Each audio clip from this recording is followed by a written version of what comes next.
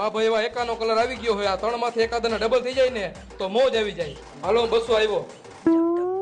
આ 3 માંથી એકાઈને કાચી રો નહીં આવી જાય ને તો પૂઠા કાઢી નાખવા. 400 આવ્યો. મોજ આવે એવું આવી ગયું છે અને જા ત્રણેયને રોન જામી જાય ને તા ત્રણેયના પુઠ્ઠા કાઢી નાખું. હાલો હું 800 આવ્યો. ત્રણેય જોઈને હાલી ગયા એમ ને. હવે હુંય જોઈ લઉં.